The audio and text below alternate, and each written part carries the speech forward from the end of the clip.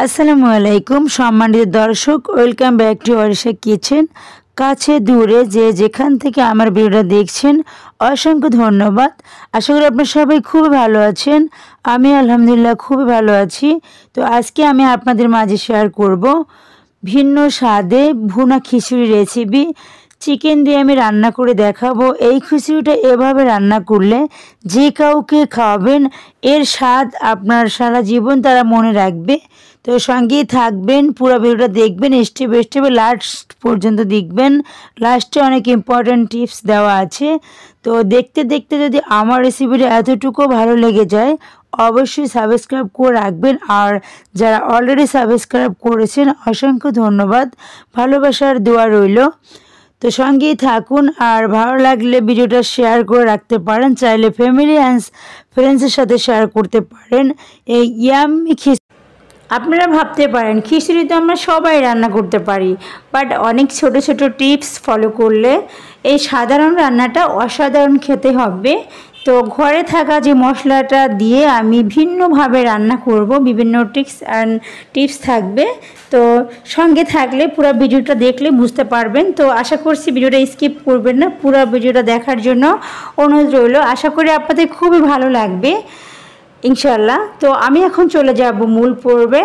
তো আমার পরিবেশন করা নেওয়া হয়ে গেছে। তো আমি এখন যেটা করব, আমি একটা পাত্র নিয়েছি। পাত্রে হচ্ছে আমি চিনি গুঁড়া চাল দিয়ে করব। চিনি গুঁড়া চাল দিলেই ভালো হবে। তো আমি হচ্ছে 2 কাপ পরিমাণ দিয়ে দিয়েছি, আরও হাফ কাপ পরিমাণ দিব, 2.5 কাপ দিব। আপনারা চাইলে কম বেশি দিতে পারবেন, কোনো প্রবলেম নাই। আমি এখন যেটা করব, এখন আমি দিয়ে দেব হচ্ছে মুগ ডাল। আপনারা চাইলে মুসুরি ডাল দিয়েও করতে পারবেন। আমি হাফ কাপ নিয়েছি মুগ ডাল, আমি পরিমাণটা খেয়াল করবেন। তো এখন যেটা করব, মুসুরি ডাল দিব 1 কাপ। তো সবসময় মনে রাখবেন যা চাল দিবেন তার অর্ধেক পরিমাণ ডাল দিবেন, সে যে কোনো ডাল হোক, কোনো প্রবলেম নেই। তো আমি এটা যেটা করব, আর সাথে কিছু ডিমও সেদ্ধ করে নেব আলাদা করে। তো আমি এখন আলু কুটে সাইডে রেখে দিয়েছি। আমি যেটা করছি, মাংস হাড্ডি গুড্ডি সহ সব ধরনের মাংস নিয়েছি। আদা কুচি, পেঁয়াজ কুচি, রসুন কুচি মাংসের ভিতরে দিয়ে দিব। তো এ পর্যায়ে হচ্ছে যেটা করব, আমি কিন্তু বাটা মশলা ব্যবহার করি নাই, কারণ অনেক ব্যাচেলা ভাইরাও আছে যারা মশলা বাটতে পারবে না।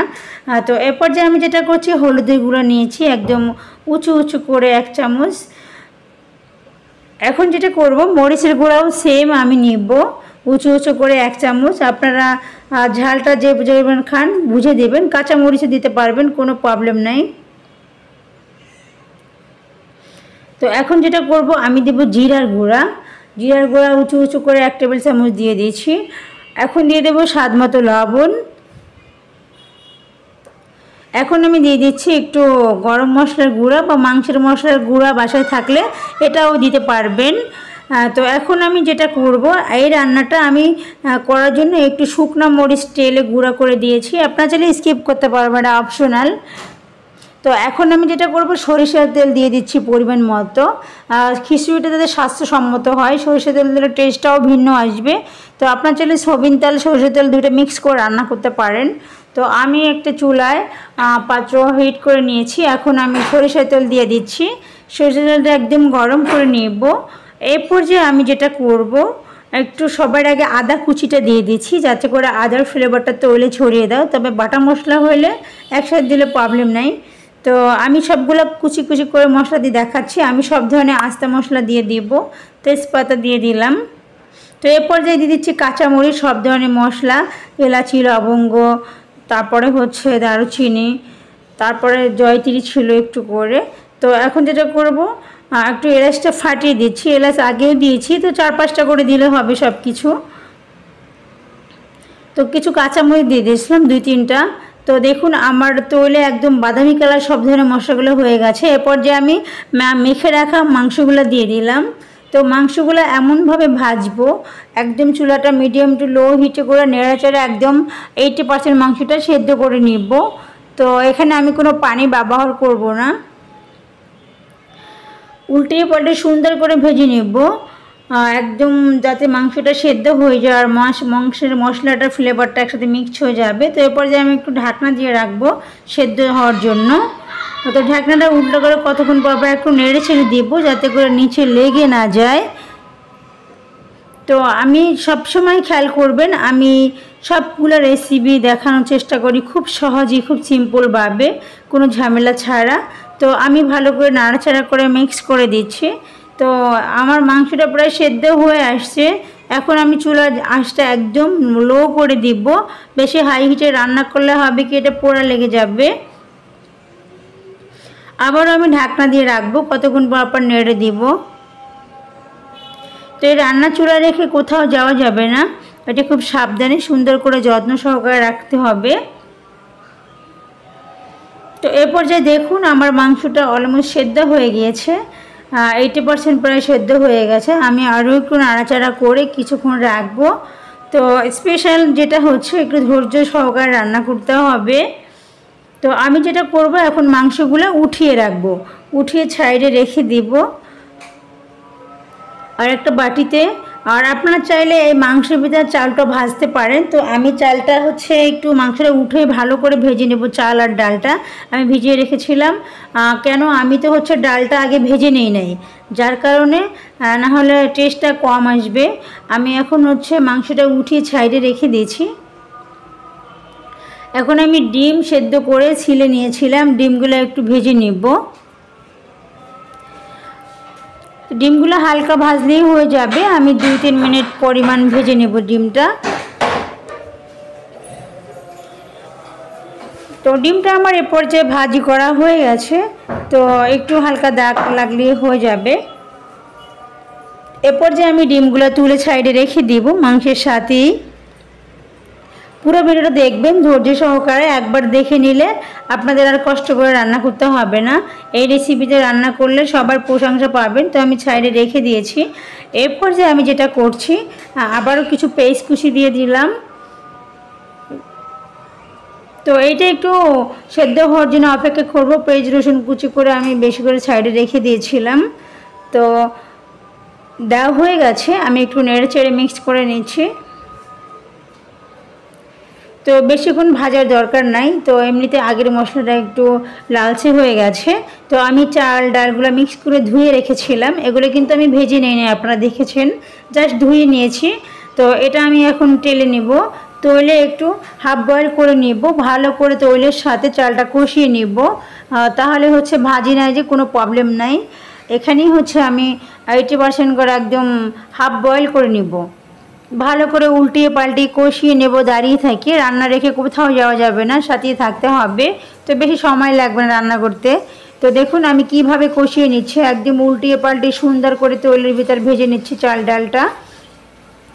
তো আমার মনে হচ্ছে আর একটু তৈল প্রয়োজন হবে, কারণ হচ্ছে খিচুড়ির তৈল না হলে টেস্ট ভালো আসবে না। তো 1 কেজি চালের জন্য ম্যাক্সিমাম 200 থেকে 250 গ্রাম তৈল লাগে।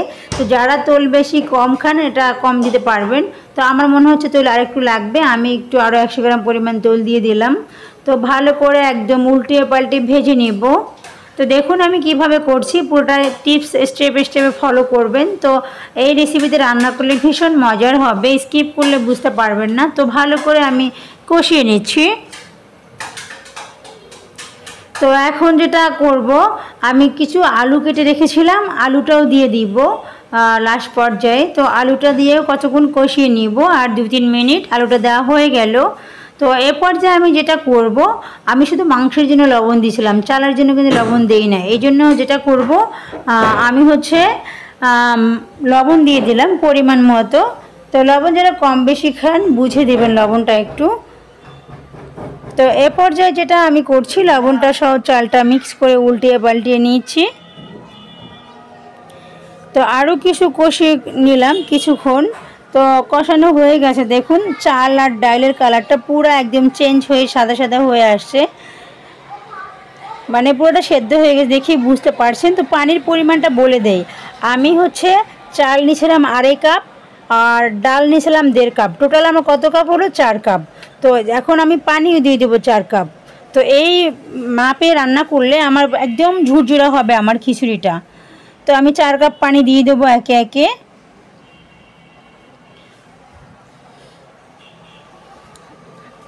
তো এ পর্যায়ে যেটা হয়েছে, আমার পানিটা দেওয়া হয়ে গেছে, আমি কয়েকটা কাঁচামরিচ উপর থেকে দিয়ে দিলাম। ভালো করে নাড়িয়ে চেড়ে মিক্স করে দিচ্ছি, নিচেগুলো আর কোনো লেগে না যায়। তো এরপর যে আমি চুলাটা বাড়িয়ে দিব না, মিডিয়াম হিটে রাখবো, ঢাকনা দিয়ে রেখেছিলাম।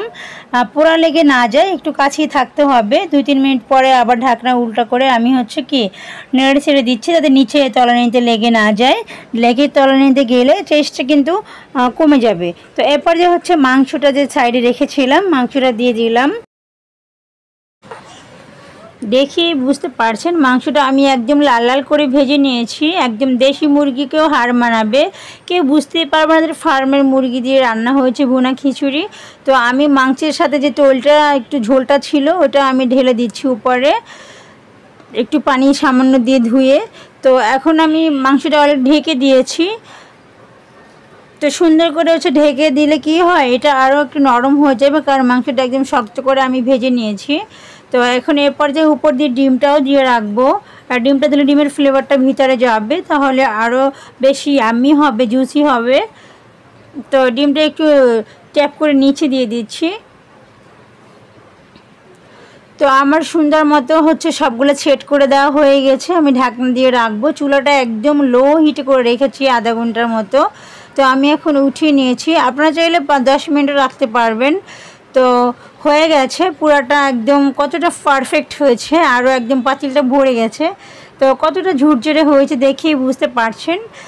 তো এ পর্যায়ে আমি সবাইকে পরিবেশন করে দিব। তো আপনারা যারা পুরো ভিডিওটা দেখেছেন, আশা করি আপনাদের খুবই ভালো লেগেছে। আমি চেষ্টা করেছি খুব সহজেই দেখানোর জন্য। আসলে এভাবে রান্না করলে ভীষণ মজার হবে। যাকে আপনি রান্না করে খাওয়াবেন একদম সবাই প্রশংসা করবে, মুখে স্বাদ লেগে থাকবে। তো দেখতে বুঝেই পাচ্ছেন যে কতটা ঝুরঝুরা হচ্ছে, কতটা পারফেক্ট হয়েছে, কারণ নরম খিচুড়ি অনেকেই খেতে পছন্দ করে না। তো এভাবে রান্না করলে ভীষণ মজার হয়। আশা করি আপনাদেরকে আমি বুঝাতে বা শেখাতে পেরেছি। যদি আমার রেসিপিটা ভালো লেগে থাকে, বেশি বেশি সাবস্ক্রাইব করবেন, লাইক করবেন, শেয়ার করবেন। চাইলে ফ্যামিলি অ্যান্ড ফ্রেন্ডের সাথে শেয়ার করতে পারেন। যদি আপনাদের এতটুকু উপকারও আসে, আমার চ্যানেলটা একটা সুন্দর একটা কমেন্ট করে যাবেন। পুরো ভিডিওটা দেখার জন্য অসংখ্য ধন্যবাদ। ভালো থাকবেন, আল্লাহ হাফেজ। আবার দেখা হবে অন্য কোনো রেসিপি নিয়ে। আজকে এ পর্যন্তই, আল্লাহ হাফেজ, আসসালামু আলাইকুম। সবাই ভালো থাকবেন।